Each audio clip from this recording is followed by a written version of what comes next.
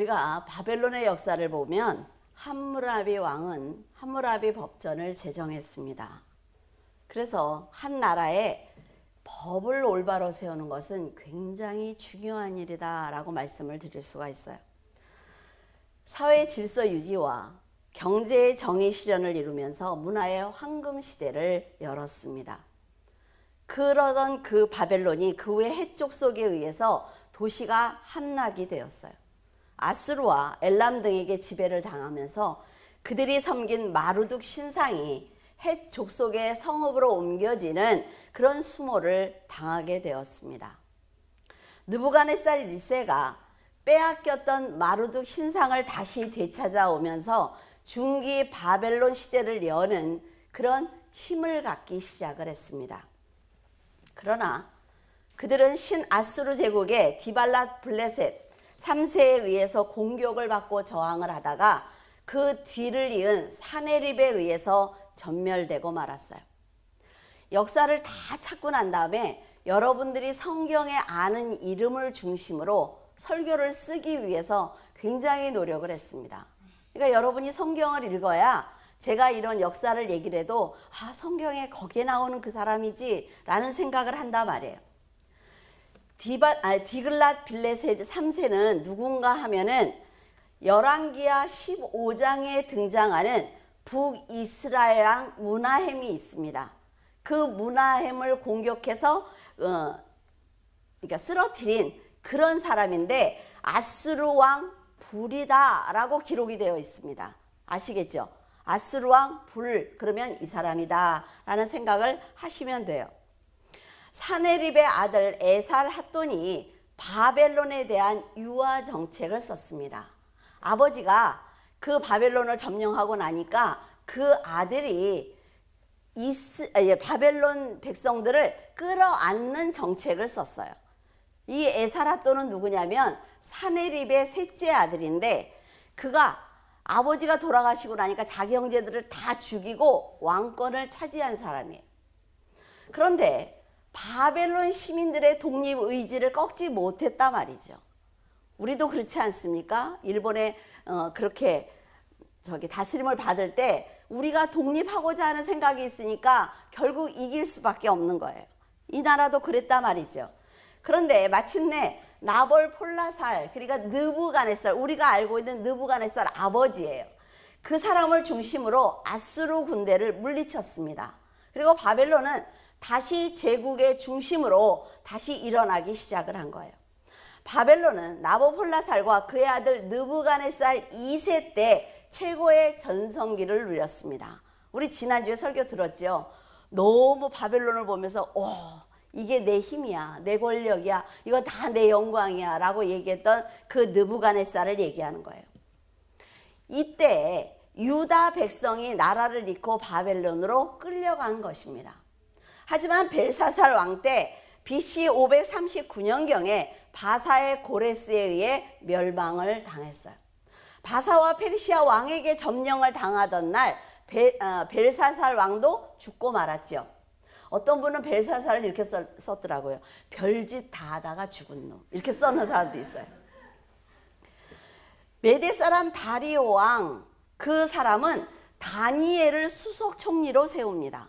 다니엘이 쭉 총리였기 때문에 그 나라의 사정을 너무 잘 아니까 그를 수석 총리로 세웠어요. 그러니까 그를 시기하는 사람들이 다니엘을 모함하지요. 그래서 다니엘을 사자굴에 넣습니다. 다리오다 그러면 그 사람은 개인의 이름이 아닙니다. 우리가 바로 왕, 그렇죠? 아수에로 왕 이렇게 하는 것처럼 그냥 왕 이름을 얘기하는 거예요. 그러니까 다리오 그러면은 그때 그 나라의 왕이구나 라는 걸 알 수가 있죠. 하지만 인간의 상식으로 감히 생각할 수 없는 하나님의 역사하심으로 다니엘은 사자굴에서 살아남습니다. 그는 사람을 신으로 섬기지 않기 때문에 사자굴에 들어갔지만 하나님의 존재와 능력을 증거하는 신앙을 가지고 있었어요. 그래서 사자굴에서 살아났단 말이죠. 그가 사자굴에서 살아난 그 기적을 통해 자신의 무고함을 왕에게 고할 수가 있었습니다. 다니엘을 살리신 하나님의 은혜를 경험한 다리오 왕은 온 땅에 있는 백성과 나라들에게 조소를 내립니다. 그러면서 다니엘의 하나님은 살아계신 분이고 영원히 변치 않는 분이다 라고 말을 하면서 너희들은 하나님을 두려워해라 라고 얘기를 합니다. 하나님의 나라는 망하지 않을 것이고 그 권세는 무궁할 것이며 그는 구원도 하시고 건져내기도 하시며 하늘과 땅에서 이적과 기적을 행하시는 분이야 라고 선포를 했습니다. 이스라엘 왕이 아니라 말이에요. 여러분은 누가 기적을 만약에 선포를 했어요. 그런 사람들이 와가지고 나는 하나님을 믿지 않지만 하나님을 믿고 하나님을 두려워해야 되지 않겠습니까? 라고 했으면 여러분들은 전 인격적인 회개를 하면서 돌이키겠습니까? 여러분들이 한번 성경을 보면서 생각해 봐야 된다 말이죠. 살아계신 하나님을 믿고 전 인격적인 변화를 내가 지금 경험하고 있는지 한번 생각해 보셔야 돼요. 2022년을 우리가 이제 살아가면서 나는 정말 내가 하나님을 믿고 있다고 하는데 내 인격은 변하고 있나? 내가 지금까지 살아왔던 그 길, 내가 지금까지 행했던 모든 것을 다 버리고 내가 하나님이 보시기에 정말 인정받을 수 있는 그런 성도의 모습일까? 한번 생각해 보셔야 된단 말이죠. 이 다리오 왕은 사자굴에서 살아난 다니엘을 보고 지금 바뀌고 있는 것입니다. 그리고 한 나라의 왕이 그 모든 백성들에게, 우상을 숭배하는 사람들에게 하나님은 이런 분이야 라고 정확하게 얘기해 주고 있어요. 다리오는 내가 이렇게 너희들에게 선포하는 것은 다니엘을 사자의 입에서 구원하신 것을 직접 보았기 때문이다 라고 말하고 있습니다. 우리는 예수 그리스도의 부활을 믿고 자신의 부활을 기대하고 있는 사람들입니다. 하나님을 모르는 다리오보다 내가 더 믿음이 있는지 생각해 봐야 한단 말이죠. 하나님께서 역사하실 것을 믿고 끝까지 믿음을 지킨 성도의 신앙이 하나님을 세상에 드러내는 계기가 되는 것입니다. 다니엘 6장 28절 이 다니엘이 다리오 왕의 시대와 바사사랑 고레스 왕의 시대에 형통하였더라. 죽음을 각오하고 하나님을 높였던 다니엘은 다리오 왕에 이어 고레스 왕이 그 나라를 통치하는 데까지 하나님께서 주신 은혜를 가지고 형통하고 평안한 노후를 보냈습니다. 하나님을 사랑하는 사람들을 부끄럽게 하시지 않는 하나님이라 말이죠. 우리가 만나는 세상의 사건들을 여러분들이 믿음으로 이겨내기만 하면 하나님은 그 다음에 하나님의 일을 하시는 것입니다.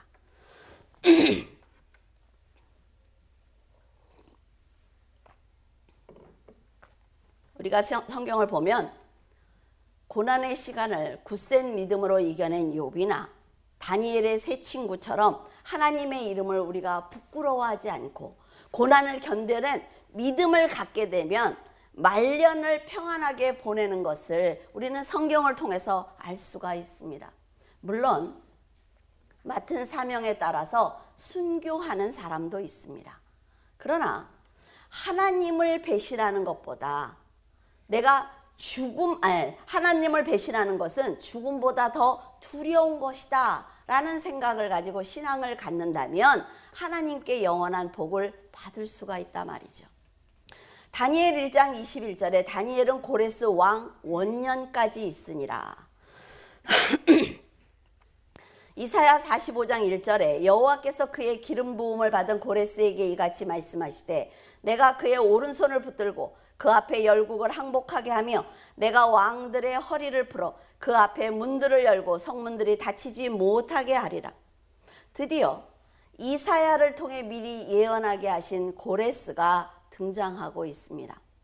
고레스는 왕이 되자마자 유대인 포로들을 돌려보냈어요. 근데 여러분 한번 생각을 해보세요. 막강한 권력을 가졌단 말이죠. 수많은 나라를 점령을 했어요. 그런데 그 포로들을 자기 나라로 보내는 것은 결코 쉬운 일이 아닙니다.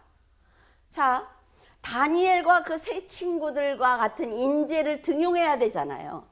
그리고 노동력도 굉장히 필요합니다. 많은 나라를 지배하기 위해서. 그런데 고레스는 돌려보내는 놀라운 일을 하고 있습니다. 그런데 고레스는 하나님이 자기의 이름을 성경에 기록해 놓은 것을 본 사람이에요. 그래서 하나님이 얼마나 위대하신지 안다 말이죠. 가룟 유다처럼 내가 가룟 유다를 써서 십자가를 질 거야 라고 하나님이 이름을 기록하지 않았어요. 이런 것은 그 당시에 자기의 믿음이 어떤 것이냐에 따라서 그 사람이 정해집니다. 그러나 고레스처럼 이스라엘의 전 민족을 다시 자기 나라로 보내는 것을 원문에 보면 메시아 고레스라고 기록이 되어 있어요. 그러니까 이스라엘 백성들을 구원한 자라는 거죠. 하나님이 정하신 자라는 것입니다. 고레스는 이란의 시조이고 세계적으로 추앙을 받는 인물이에요. 고레스에 대해서 연구를 하면서 너무 멋있는 사람이라는 생각을 했어요. 그래서 고레스가 했던 말들을 기록을 해서 제가 우리들 그 카톡에다 올려드리려고 그래요. 아, 너무 멋있는 사람이구나. 이런 멋진 인격을 가졌기 때문에 하나님이 이 사람을 이렇게 크게 쓰시는구나 라는 생각을 했습니다. 그의 유년 시절 이야기가 기록이 되어 있더라고요. 그래서 여러분에게 옛날 얘기처럼 들려드리고자 합니다. 고레스는 페르시아 제국의 건설자인 캄비세스의 아들입니다. 그리고 어머니는 그 당시 막강한 힘을 가진 미디아의 공주예요. 자, 지도를 보시면은, 지도를 한번 띄워줄래요? 여기 페르시아가 굉장히 작죠. 그리고 메디아는 그 색깔을 보세요. 엄청나게 넓습니다. 그 나라의 속국이에요, 페르시아가. 미디아는 고레스의 외할아버지인 아스티아게스 왕이 통치하는 나라입니다. 미디아 왕이 어느 날 꿈을 꾸었어요. 자신의 딸이자 고레스의 어머니인 만다네가 소변을 꾸는 꿈을 꾸었습니다. 근데 그 딸이 소변을 보는데 메대 지역 전체가 물에 잠기는 거예요. 그러니까 술사에게 해몽을 요구를 합니다. 그러니까 술사가 하는 말이 당신의 딸이 낳은 아들이 왕이 돼서 당신의 왕권을 위협할 것입니다 라고 얘기를 해줬어요. 그러니까 아버지인데도 이 딸을 아주 힘이 없는 작은 왕국인 페르시아로 시집을 보냅니다. 우리 한국에도 이런 얘기가 있죠. 그 김유신의 동생 그 동화책을 보면 많이 나오잖아요. 그렇죠? 그래서 문무왕의 아내가 되는 그런 꿈 얘기가 있습니다. 그런데 시집을 보낸 딸이 어느 날 아기를 가졌다는 소식을 들어요. 그러니까 왕은 만다네가 낳을 그 외손자가 자신을 몰아낼 거라는 걸 이미 들었기 때문에 임신한 딸을 그 메디아라고 되는데 미디아로 들어오라고 합니다. 그래서 자기 곁에다 둬요. 고레스가 태어나니까 아들이라 말이죠. 그러니까 장군 하르파고스에게 죽여라 라고 얘기를 해요. 근데 뭐 장군이다, 재정을 담당한 사람이다, 너무 이 사람 직업도 다양해서 나중에 이제 고레스를 도와서 이 미디아를 멸망시키기 때문에 그냥 장군이라고 말씀을 드리는 거예요. 하르파고스는 자신이 또 뭐 그렇게 그 애를 죽이러 가겠습니까? 그러니까 자기 집에서 부리는 마부를 불러서 가서 그 아이를 죽이고 와 라고 명령을 내립니다.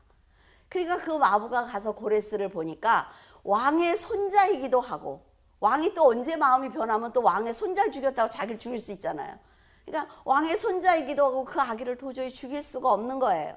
근데 마침 자기 아내가 사산을 해서 그 아기를 데려다가 자기의 아들로 삼습니다. 그래서 아이를 키워요. 근데 고레스가 골목 대장이었나 봐요. 그래서 10살이 됐을 때 그 고관대장 아들들하고 다 모여서 이제 그 놀이를 하는데 왕으로 자기가 뽑힌 거죠. 그러면서 그 고관대장 아들에게 나를 섬겨, 너는 내 종이잖아 라고 얘기하는데 그 아이가 키워질 때 어때요? 모든 사람이 자기를 이렇게 높이는 그런 키움을 받았어요. 그러니까 그 아이가 나는 할 수 없어 라고 얘기를 합니다. 아우, 목이. 그러니까 고관대작 아들이 화가 난 거예요. 매를 맞으니까. 그래서 아버지한테 가서 일렀죠. 아니, 마부의 아들이 나를 감히. 그러니까 이제 이 아버지가 화가 난 거예요. 그러면서 그 고레스를 죽이겠다. 끌고 와. 그러니까 마부가 생각하니까 아들이 죽을 것 같거든요. 그러니까 왕에게 상고하는 겁니다. 이 아이를 살려달라고. 그러니까 왕이 이제 그 아이를 데려다 놓고 네가 왜 때렸어? 그러면서 막 물어봤겠죠.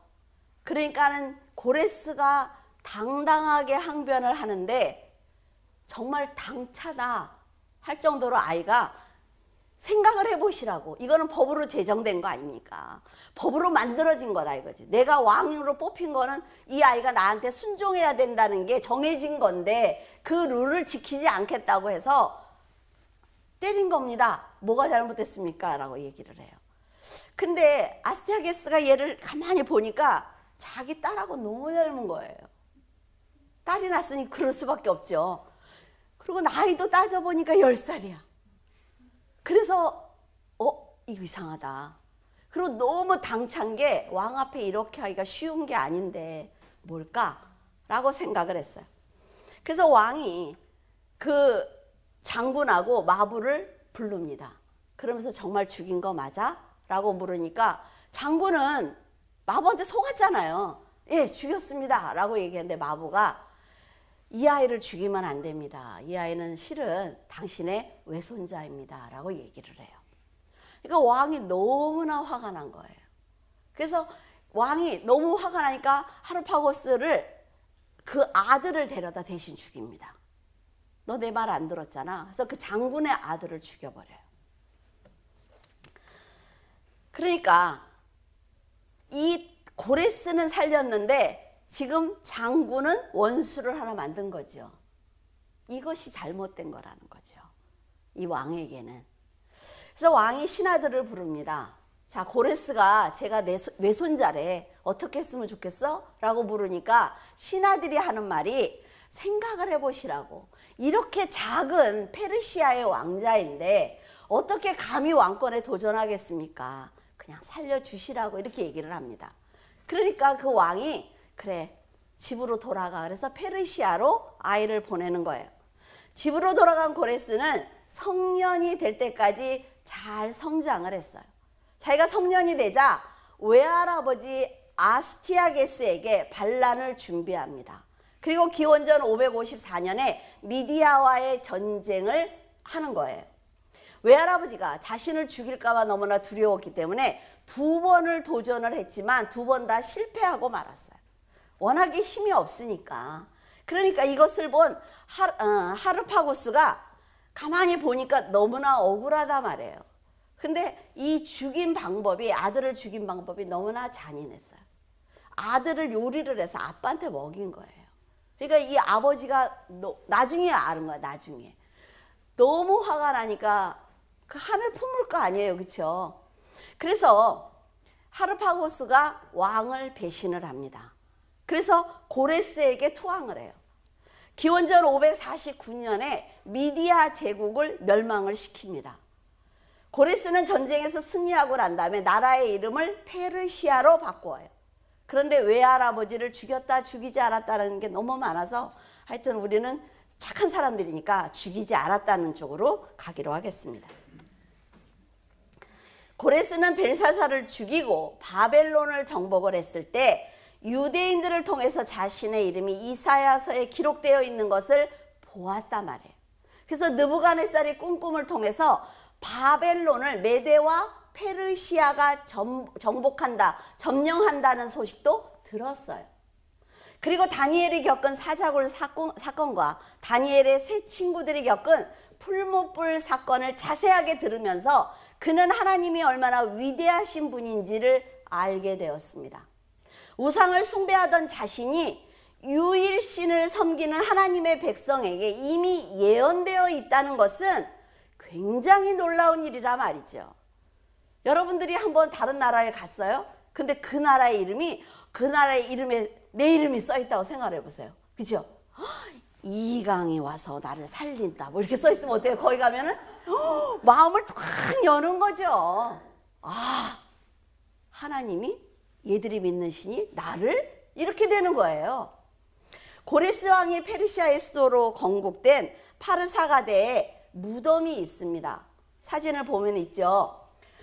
그런데 보통 우리가 생각을 할 때 전쟁에 패한 왕의 무덤은 회파되는 것이 일반적입니다. 그런데 고레스 무덤은 아주 그대로 이렇게 보존이 되어 있어요. 무덤 안에는 이런 비문이 기록되어 있습니다.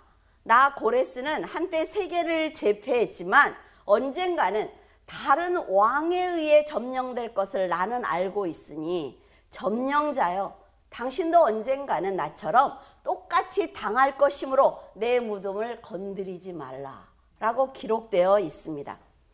이 기록을 본 알렉산더가 그 무덤을 회파하지 않았다, 그렇게 얘기하고 있습니다.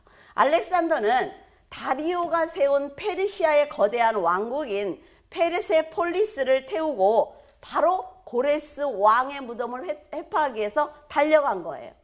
그런데 이 비문을 발견하자 그는 오히려 자기가 입고 있던 그 옷을 벗어서 그 무덤을 덮어주었다고 합니다. 알렉산더 역시 느부갓네살의 신상 예언을 들었을 것이고 페르시아를 물리친 나라가 그리스의 왕인 자신 알렉산더라는 예언을 들었을 것입니다. 우리는 이들이 겪은 사건을 통해서 하나님을 바라봐야 하는 거예요. 세상의 역사를 볼 때 우리는 하나님을 같이 보면서 그 역사를 봐야만 하나님이 얼마나 위대하신 분인지 알 수가 있단 말이죠.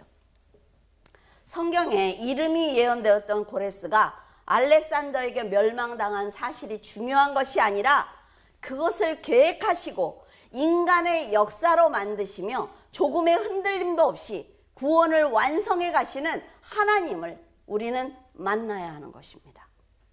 바벨론을 점령했던 고레스의 기쁨도, 그런 권력을 가진 고레스를 무너뜨린 알렉산더의 능력도, 그리고 그를 무너뜨리기 위해서 준비되고 있는 로마에 의해서 그들이 또 무너지는 것을 보면 인간의 계획과 도전이 얼마나 무의미한지 알 수가 있습니다. 인간의 역사는 하나님의 계획에 따라서 사라지기도 하고 세워지기도 합니다. 그렇지만 처음부터 나중까지 역사하시는 그 하나님의 계획은 변함이 없다 말이죠. 성도들은 그 변함이 없는 하나님을 의지해야만 합니다. 여러분의 인생도 태어났을 때부터 하나님을 만날 때까지 하나님의 계획 안에 있는 거예요. 그러면 하나님께서 나를 어떻게 인도하실 것인지를 안다 말이죠, 우리는. 왜? 우리가 가는 곳이 어딘지 알잖아요. 그 중간에 이루어지는 우리들의 삶은 여러분들이 어떤 것을 선택하느냐에 따라서 올라가기도 하고 내려가기도 합니다. 그러나 하나님께서 끌어가시는 그 길은 변함이 없다 말이죠. 내가 그 안에서 어떻게 살아낼 것이냐, 이것이 너무나 중요한 거예요. 고레스와 알렉산더가 들었던 느부갓네살의 꿈은 이렇습니다.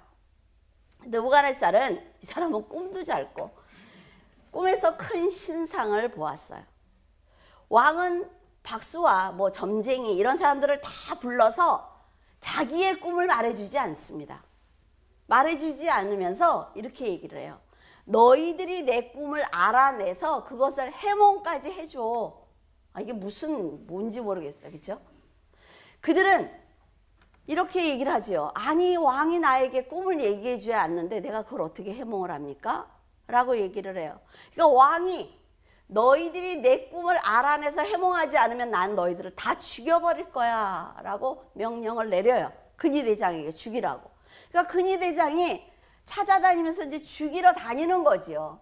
그리고 다니엘과 세 친구, 그리고 이 술사나 점쟁이들을 찾아서 막 다니는데 다니엘을 만납니다. 그러니까 다니엘이 어디를 이렇게 급하게 가느냐고. 그러니까 왕이 이래서 이런 명령을 내렸습니다 라고 얘기를 하죠. 그러니까 다니엘이 하는 얘기가, 그러면 나에게 시간을 조금 줘라. 내가 우리 하나님께 기도를 드려서 내가 알아내서 왕을 내가 직접 만날 거니까 나에게 좀 시간을 줘라고 얘기를 합니다. 하나님께서는 기도하는 다니엘에게 환상으로 꿈을 보여주십니다. 느부갓네살 왕을 만난 다니엘은 이런 모든 사람들, 지혜자나 점쟁이나 이런 사람들은 절대로 그 꿈을, 왕의 꿈을 알려줄 수가 없습니다. 그러나 하늘에 계신 하나님은 왕이 침상에서 꾼 꿈을 모두 알게 하시고 또 당신의 장래일을 알게 하실 것입니다 라고 얘기를 합니다. 그러면서 꿈 얘기를 하는 거예요. 얼마나 멋있습니까 여러분, 그렇죠? 이랬다 그래서 저한테 와서 어저께 제가 꿈을 꿨는데 알아맞혀보세요 이러지 마요. 몰라. 왕은 꿈에서 큰 신상을 보셨는데 그 신상은 크고 광채가 매우 찬란하며 모양이 심히 두렵게 생겼을 것입니다.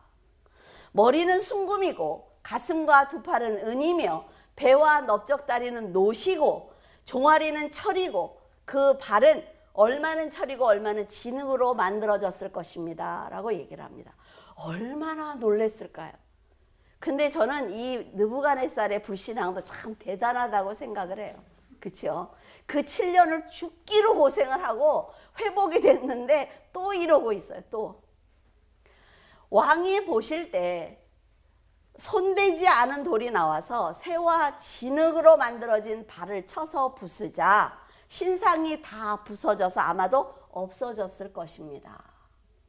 그리고 우상을 친 돌은 태산을 이루어 온 세계에 가득했을 것입니다 라고 꿈 얘기를 해줍니다.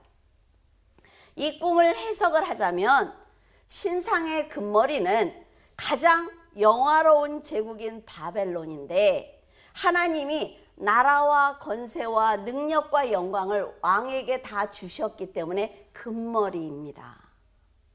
그리고 은으로 가슴과 두 팔을 만든 것은 왕보다 조금 못한 나라가 일어나서 당신을 무너뜨린다는 뜻입니다 라는 거죠.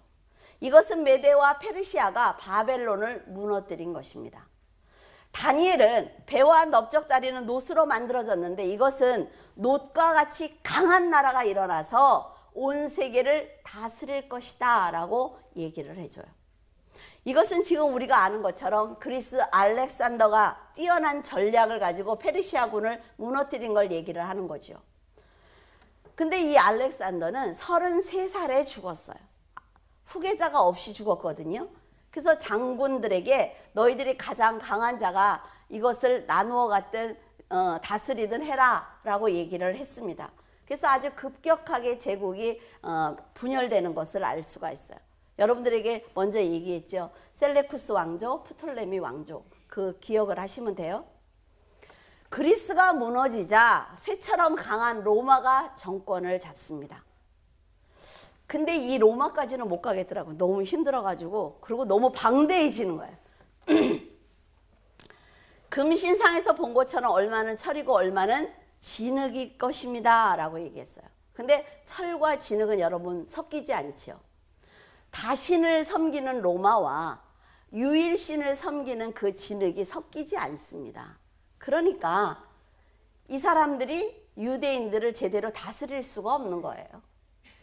그때 손대지 않은 돌이 나와서 사람이 세운 것을 무너뜨리고 하나님이 한 나라를 세우셨으므로 그 나라는 영원히 멸망하지 않을 것이며 그 국권이 다른 나라 백성에게 돌아가지 않을 것입니다 라고 얘기를 합니다.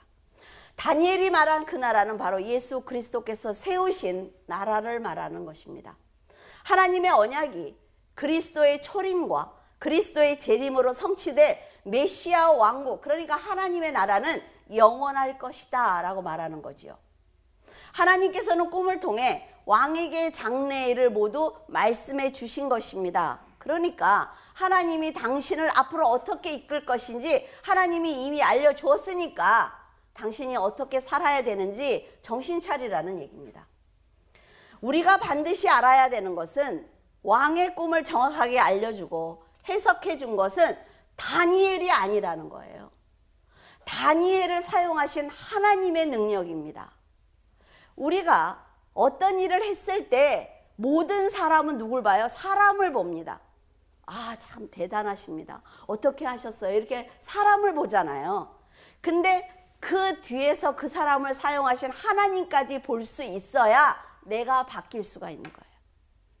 하나님께서는 꿈과 환상 그리고 믿음의 사람을 통해서 느부갓네살에게 여러 번의 기회를 주셨어요. 그리고 그가 돌이키기를 기다리셨습니다. 역사의 주관자이신 하나님께서 느부갓네살에게 여러 번의 기회를 주신 것처럼 여러분에게도 하나님은 날마다 기회를 주고 계실 거예요. 우리가 길을 가면서 십자가를 보게 되는 것도 기회입니다. 그냥 교회가 여기 있네가 아니에요. 하나님은 봤지. 교회가 여기 있는 거 봤지. 십자가 봤지. 내가 너에게 돌이킬 기회를 한번 주는 거야. 하나님이 우리가 만나는 사건이나 사람 그리고 환경이나 이런 모든 경험은 우리에게 돌이킬 수 있는 기회를 주시는 것입니다. 어떤 사람이 하나님의 은혜를 경험을 했어요. 그래서 막 교회 와가지고 제가 이 기도 제목이 이거였는데 이게 해결됐잖아요 라고 얘기하는 건 뭐예요? 하나님이 봤지. 너한테 이 얘기를 듣게 하는 건 너에게 기회를 주는 거야. 이것이 마지막 기회일 수 있거든 하는 얘기예요. 느부갓네살이 돌이키기를 기다리신 것처럼 지금 여러분이 하나님을 향해서 달려오기를 기다리고 계십니다. 우리는 눈에 보이지 않으니까 하나님을 자꾸 잊어버려요. 하나님보다 세상의 일이, 하나님보다 자식이, 하나님보다 내일이 먼저라는 생각을 합니다. 그러나 그렇지 않습니다, 여러분. 처음과 끝이라고 했잖아요, 그렇죠? 내 인생의 처음과 끝을 주장하시는 하나님 안에서 내가 나를 찾을 수 있다는 것은 교만입니다. 하나님 앞에 온전히 서서 하나님을 바라보면 하나님은 내가 어떤 사람이라는 걸 알려주세요. 그러나 철학은 뭡니까? 내가 누구야? 내가 사는 건 뭐야? 사람이란 존재는 뭐야? 라고 얘기하지만 하나님은 이미 다 대답을 해 주셨단 말이죠. 스가랴 3장 3절에서 4절, 9장 3절에서 4절 두로는 자기를 위하여 요새를 건축하며 은을 티끌같이 금을 거리에 진흙같이 쌓았도다. 주께서 그를 정복하시며 그의 권세를 바다에 쳐 넣으시리니 그가 불에 삼켜질지라. 두로는 아주 작은 섬입니다. 근데 바다와 높은 성으로 둘러싸여 있어요. 그래서 거기를 정복한다는 것은 거의 불가능해요. 아수르의 살마르에셀 왕이 5년 동안 그들을 포위했지만 실패했습니다. 느부갓네살도 13년 동안 그들을 포위했는데 실패했어요. 그럼 어느 정도인지 알겠지요. 돈도 굉장히 많은 나라예요, 두로가. 이스라엘 지도가 있으면 이 위쪽에 있어요, 두로가. 그럼에도 그들은 하나님을 믿지 않았습니다. 왜? 이 많은 재물과 이 좋은 지형은 우리 거야. 우리가 가졌으니까 이거 내 거지. 하나님과 무슨 상관이 있어? 라는 생각을 한 거예요. 우리도 세상의 일이 잘 되면 어떻습니까? 우리의 돈과 내 능력만 보입니다. 그래, 하나님께 정말 가난했고 고난을 당할 때는 어때요? 기도해요. 정말 진심으로 합니다. 그건 가짜가 아니에요. 그런데 하나님께서 응답하시면 그 다음부터는 내 거야. 내가 한 거야. 라는 생각을 하니까 망하는 거예요. 끝까지 하나님 거라고 해드리면 좋잖아요. 그렇죠? 하나님이 주실 때 최선을 다할 거고 하나님이 그만하자 그러면 그만하겠습니다 하면 하나님이 그의 끝을, 그의 말년을 하나님이 인도하시는데 사람들은 그러지 않는단 말이죠. 그래서 스가랴의 예언대로 헬라의 알렉산더 대왕이 그 육지에서 섬까지 떨어진 게 700m인데 어떻게 해요? 그 바다를 메우는 거예요. 놀랍지 않습니까? 우리 간척지 할 때 보면 어때요? 일단 이렇게 둥그렇게 얼마큼 바다를 육지를 만들 것인지 이제 생각해서 이렇게 방파제처럼 쌓잖아요. 먼저 양쪽 동그랗게 쌓고 난 다음에 어때요? 물을 빼지요. 물을 빼고 남은 그 땅에다가 흙을 갖다 놓고 간척지로 만들어요. 그래서 거기다 벼도 심고 그러잖아요. 그렇게 하는 거예요. 그렇게 해서 거기를 땅을 메워버리는 거죠. 그래서 함락을 시킵니다. 알렉산더가 얼마나 대단한지 아시겠죠? 그리고 두로를 정복한 다음에 사마리아와 유대를 정복합니다. 근데 너무나 재밌는 건 사마리아와 유대 사람들은 알렉산더에게 두 손을 들고 환영하는 거예요. 어서 오시라고. 당신을 우리의 지배자로 받아들이겠다고 합니다. 이 사람들 미쳤어요? 이미 하나님께서 역사를 어떻게 이끌고 가실지 안다 말이죠. 그래서 고레스가 망했어? 그 다음엔 알렉산더구나. 환영하는 거예요. 그래서 알렉산더에게도 느부갓네살의 신상에 대해서 알려줍니다. 그리고 당신이 고레스, 그 대단한 고레스를 무너뜨린 것은 하나님의 계획입니다 라고 알려주는 거예요. 자, 다니엘의 예언이 지금 다 성취가 되고 있는 걸 볼 수가 있죠. 그런데 이제 더 가면 뭐 로마나오고 이렇게 하는 복잡하니까 이제 다니엘로 다시 돌아가야 돼요. 옛날 얘기가 끝났어요, 이제. 다니엘의 그 인생을 보면, 다니엘서를 여러분들이 읽어보면 많이 느끼실 거예요. 예수님과 많이 닮았다는 생각이 듭니다. 다니엘의 이름은 하나님께서 심판하신다는 뜻입니다. 그는 총리로 전국을 다스렸죠. 이것처럼 예수님도 하나님께 하늘과 땅의 모든 권세를 받았습니다. 그리고 심판주예요. 다니엘을 싫어하던 사람들이 고발할 증거를 찾고 있었지만 언제나 정직하게 일했기 때문에 찾지 못한 것처럼 예수님의 허물을 찾기 위해서 증인들을 세웁니다. 예수님이 신성모독하는 말을 들었지, 너희들 말해봐 라고 했는데 그것이 다 맞지가 않아요, 증거가. 다리오 왕 외에 다른 사람에게 기도를 하면 사자굴에 넣자는 음모를 꾸민 것처럼 백성들이 예수님을 많이 따라가기 시작을 하자 대제사장과 서기관들은 예수님을 죽일 음모를 꾸밉니다. 성경 구절을 제가 다 찾아놨거든요. 그러니까 여러분들 보시면 도움이 됩니다. 다니엘을 고발하는 근거를 하나님의 율법에서 찾죠. 쟤는 율법을 범하지 않는 사람이야. 그러니까 율법에서 찾았던 그들은 다니엘이 우상 숭배를 하지 않을 걸 알아요. 놀랍죠? 다니엘의 그 신앙을 인정하는 거예요. 그러니까 다니엘이 하나님을 배신하지 않기 때문에 그 자리를 만듭니다. 그래서 사자굴에 넣는 걸 볼 수가 있어요. 이처럼 예수님을 죽이기 위해서 거짓 증거를 찾았지만 잘 안 됐단 말이죠. 그러니까 대제사장이 예수님이 하나님을 부정하지 않는다라는 걸 알기 때문에 네가 찬송을 받을 진리의 아들 그리스도냐? 라고 물어요. 그러니까 예수님이 아니, 살기 위해서 아니, 나 아니야 라고 말하지 않을 걸 안단 말이죠.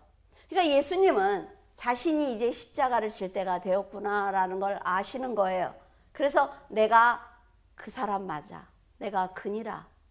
인자가 권능자의 우편에 앉은 것과 하늘 구름을 타고 오는 것을 너희들이 볼 것이다 라는 엄청난 말을 합니다. 대제사장은 확실한 증거를 잡았기에 굉장히 기뻐했지요. 우리가 어떤 증인이 더 필요하겠어? 라고 되게 기뻐하는 거예요.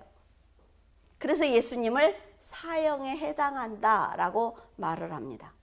다니엘은 그들이 모함하고 있다는 것을 알고 있었지만 하나님께 기도하는 것을 멈출 수가 없었습니다.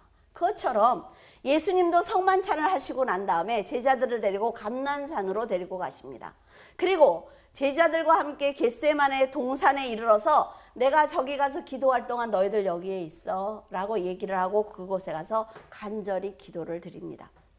기도를 하면 모함하는 자들이 보고 있다가 왕에게 고할 것을 다 알고 있지만 그는 기도를 했어요. 그것처럼 자신이 죄인의 손에 팔린다는 걸 아십니다. 그 자리에서 내가 팔리지 라는 걸 아시지만 예수님은 기도하는 자리를 지키셨습니다.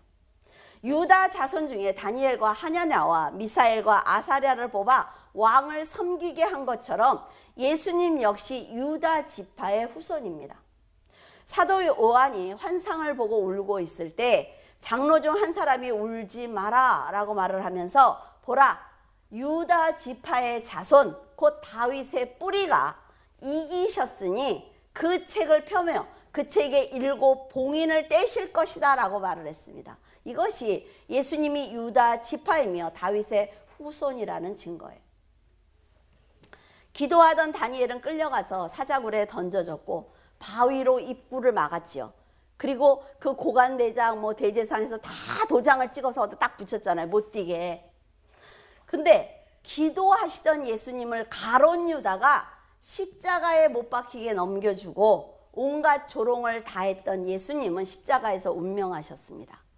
예수님이 운명하자 성소의 휘장이 위에서 아래로 둘로 잘라졌죠. 쪼개졌어요. 그리고 땅이 진동하고 바위가 터지고 무덤에서 자고 있던 죽었던 성도들이 살아서 일어났습니다. 그들은 이걸 보면서 기뻐한 거예요. 여러분 놀랍지 않습니까? 백부장은 저분이 정말로 하나님의 아들이다라 고백을 했지요. 똑같은 사건을 보고 한 사람은 하나님의 아들이라고 했는데 이 사람들은 깨닫지 못하는 거예요. 이렇게 보고 판단하는 게 너무 중요하다 말이죠. 저는 이 설교를 준비하면서 우리가 근 20년 전에 하나님이 너는 설교를 써서 책으로 만들 거야. 제가 이 얘기를 왜 자꾸 여러분에게 드리냐면 여러분들에게도 현재 진행형이거든요. 자, 네가 책을 만들어서 그때는 정말 안 믿었어요. 솔직히 얘기해서. 책을요? 그리고 제가 웃었어요. 이걸 책을 만들어서 전도용으로 쓰게 될 거야 라고 말씀을 하셨단 말이에요. 근데 지금 우리가 책이 몇 권 나왔어요? 지금 하나님이 말씀하신 게 이렇게 진행되고 있는 걸 여러분들이 보고 계신다는 거죠. 이 똑같은 사건을 보면서 여러분들은 어느 쪽에 서 계십니까? 그래 헌금 냈으니까 책 만들지 그거예요? 아니에요. 하나님께서 하나님의 물줄기 교회를 통해서 이루시고자 하는 일들이 엄청난 사건으로 기적처럼 일어나고 있다는 거죠. 전 그렇게 생각을 합니다. 그리고 제가 이런 설교를 쓸 수 있다는 것도 정말 놀라운 기적이에요. 어떻게 이렇게 매주 설교를 쓸 수가 있겠어요? 하나님께서 하나님의 계획대로 움직이셨기 때문에 그 안에서 우리가 그 안에 있는 시계들처럼 기계들처럼 정확하게 지금 움직이고 있는 거란 말이죠. 여러분들은 모든 사건들을 그냥 보면 안 된다는 거예요. 자, 예수님의 시체를 새 무덤에 넣고 큰 돌을 굴려서 무덤을 막습니다. 그리고 대제사장과 바리새파 사람들은 빌라도에게 요청을 해서 무덤을 봉인합니다. 뜯지 못하게 그들이 다 사인을 했어요. 거기다가. 다리오 왕이 새벽에 사자굴에 가서 다니엘의 생사를 확인했을 때 다니엘이 뭐라 그래요? 천사가 사자의 입을 이미 봉했습니다. 그래서 나는 살아있어요. 그러고 굴에서 나왔죠. 이처럼 안식 후 첫날 되려는 새벽 미명에 마리아와 다른 마리아가 무덤으로 달려갔어요. 근데 큰 지진이 나면서 주의 천사가 하늘로부터 내려와 돌을 굴려내고 그 위에 앉아 있는 것을 보게 됩니다. 예수님은 이미 무덤을 열고 부활하셨단 말이죠. 다니엘을 고소하던 사람들은 도리어 가족들과 함께 죽임을 당했어요. 예수님을 고소했던 사람들이 뭐라 그럽니까? 그 피를 우리의 후손에게 돌리래요. 근데 우리는 역사를 통해서 어때요? 그 후손들이 큰 고난을 당하는 걸 봤죠. 하나님의 역사는 우리 인간의 역사를 통해서 우리에게 정확하게 보여주신다는 거죠. 그냥 성경에 그냥 기록되어 있는 것이 없다는 거예요. 여러분들이 성경을 읽기가 너무 힘들어요. 한 장을 읽었더니 졸려요. 성경이라는 것은요, 여러분의 인생을 좌우하는 것입니다. 여러분이 천국에 갈지 지옥에 갈지 결정하는 게 성경이란 말이죠. 다니엘은 자신의 인생을 통해서 예수 그리스도께서 이 땅에 오셔서 어떻게 사실 것인가를 자기의 인생을 통해서 다 보여주었어요. 하나님의 이름을 높이기 위해서 믿음을 지키는 것은 결코 쉽지 않습니다, 여러분. 하지만 한 사람의 인생이든 한 나라의 역사이든 하나님의 섭리로 이루어진다는 것을 우리는 다니엘을 통해서 배웠습니다. 우리나라 어때요? 지금 위정자들? 너무 걱정되지 않습니까? 사람이 그렇게 없나 싶을 정도로 너무 걱정이 돼, 기도하면서. 정말 울어도 소용이 없잖아요. 그러면 하나님께서 어떻게 역사하실 것인가? 한국에게 더 기회를 주실 것인지, 아니면 더 어려운 상황으로 우리가 회개를 못해서 들어가는 것인지 너무 염려가 된다는 거예요. 그런데 어째 뭐라고 말씀드렸어요? 굴에 들어가기 전엔 기회가 있다고 말씀을 드렸어요. 기도하셔야 됩니다, 여러분. 다니엘이 비록 바벨론에 살았지만 그의 삶을 지켜주셨습니다. 그리스도인들을 핍박을 해도 어때? 하나님이 지켜주신다는 것입니다.